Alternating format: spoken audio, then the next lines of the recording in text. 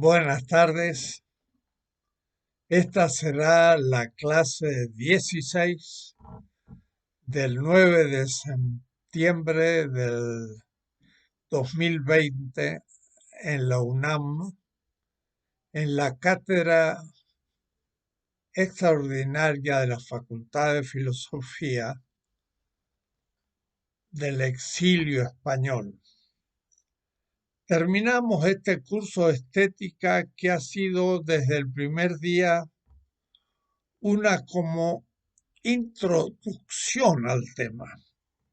Creo que ahora sí tengo mayor claridad en la exposición de las partes de una estética futuro, de la liberación en América Latina. De tal manera que hemos debido, en el medio del dictado, cambiar algunas tesis, pero hemos hecho lo que habíamos intentado, descubrir la lógica de una estética.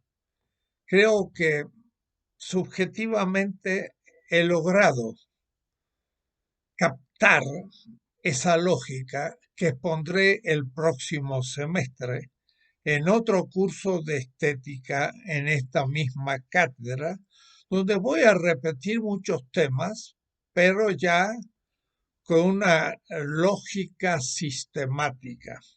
Hoy voy a cambiar la metodología de la exposición. Voy a leer un texto de aquel artículo que les sugerí y que le di para la lectura de las 7 hipótesis para una estética futura. Ahora cierro el curso leyendo la hipótesis 6 y 7 de ese artículo que ciertamente ha cambiado, pero que mantiene algunos contenidos que quiero leer en esta clase. Va a ser una lectura, no una exposición oral como lo he hecho en todo el curso. Quizás para algunos suponga una mayor concentración en escuchar lo que estoy diciendo.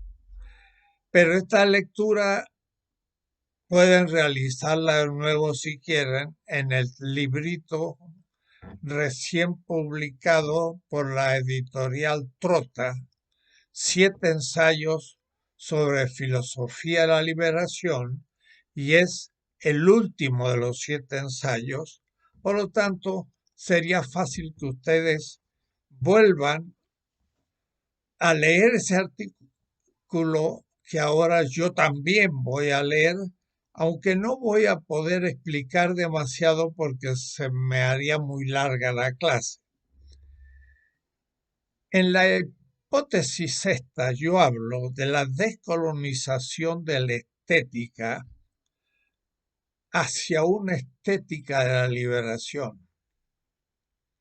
Descolonizar encubre una negatividad, negar la colonialidad estética, el imitar otras estéticas occidentales, europeos, norteamericanas, negando nuestra tradición estética. Liberar, en cambio, indica el momento positivo, crear una nueva obra de arte y una nueva teoría de la estética. Por lo tanto, nos enfrentamos a un momento poético, productivo o creador de este nuevo momento estético.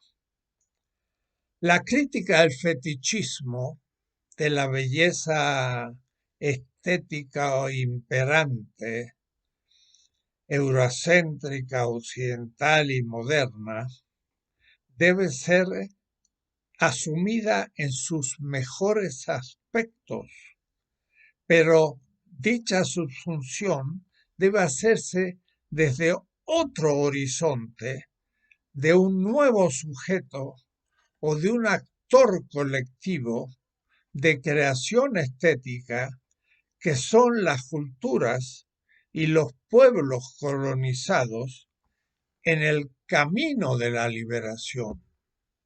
América Latina, África y Asia están en un camino de liberación más allá de la modernidad y por lo tanto también la estética va a articularse a ese proceso.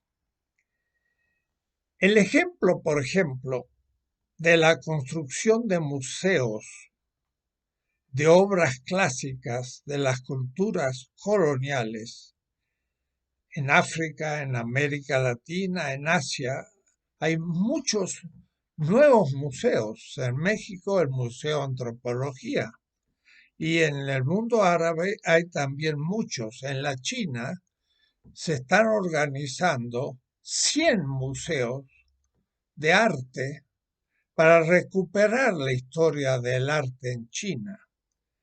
El hecho de este museo significa una toma de conciencia de un proceso autónomo que expone las obras de arte de las escuelas estéticas en los diversos campos, la pintura, la arquitectura, la música, la danza, la literatura y, por ejemplo, también del cine como un medio masivo estético, considerando, por ejemplo, que en Mumbai, de la India, se producen más películas, cine, que en Hollywood y que son vistas por muchos más millones de personas que las películas de Hollywood.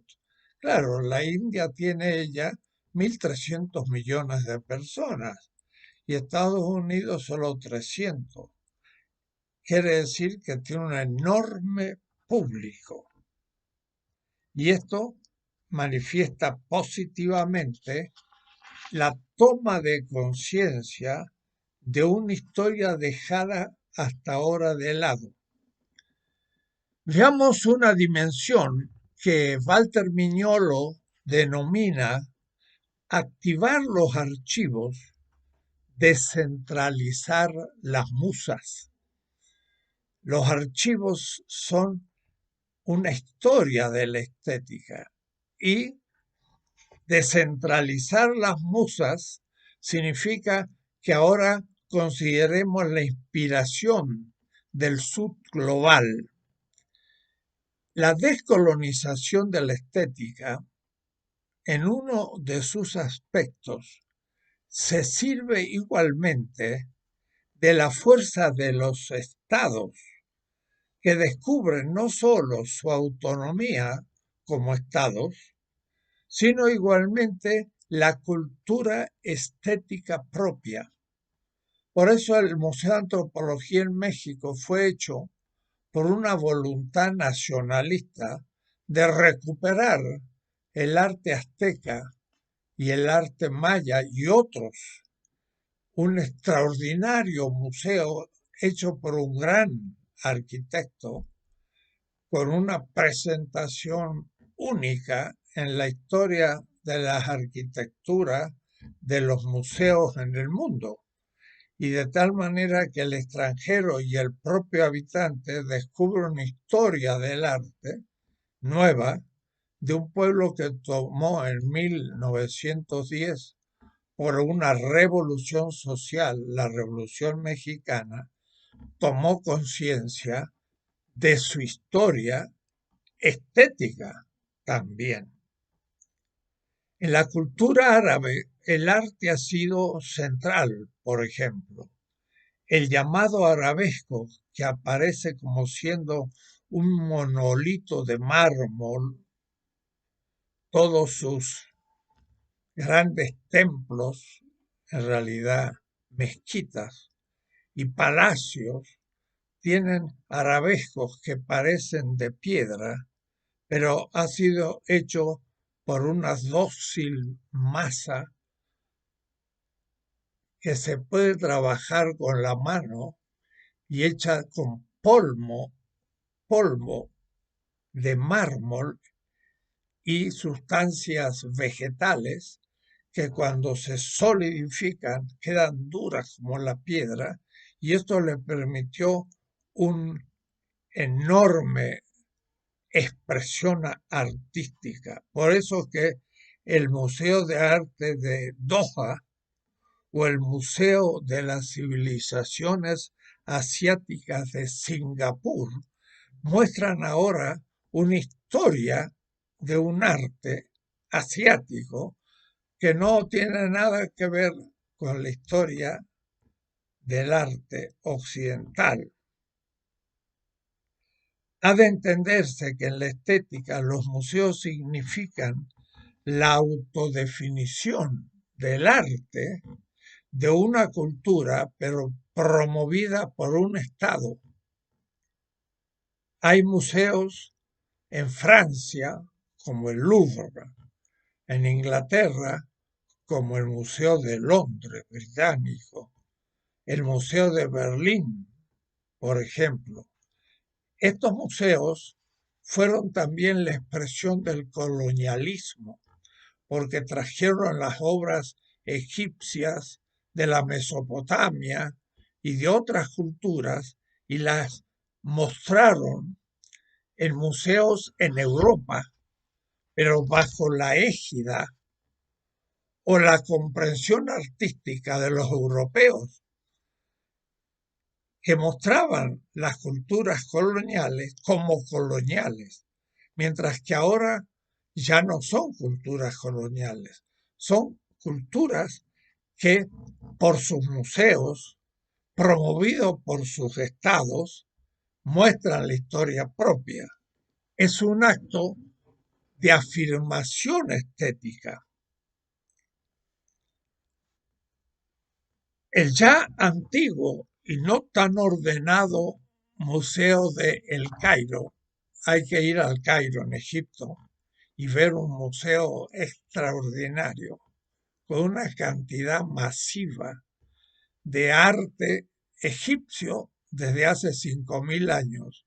Claro que a veces por la falta económica y estética, porque son museos hechos por todavía una cultura que empezaba a tomar conciencia de su arte, pero es extraordinario.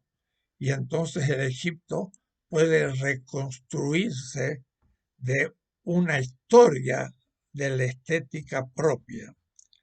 Los nuevos museos en los países más ricos del mundo de arte musulmán por el petróleo, ricos, y la organización de decenas y decenas de museos regionales, como ya indiqué en la China, por ejemplo, nos muestra esta autoconciencia de una cierta autonomía de la estética del sur global. No siempre son inspiración que se opone a la occidentalización o al eurocentrismo, porque muchas veces las élites de esos países periféricos tienen una mentalidad muy eurocéntrica, pero manifiestan ya un proceso de liberación evidente. Esto es fruto de algo mucho más profundo e importante. Es la producción artística propia de los pueblos que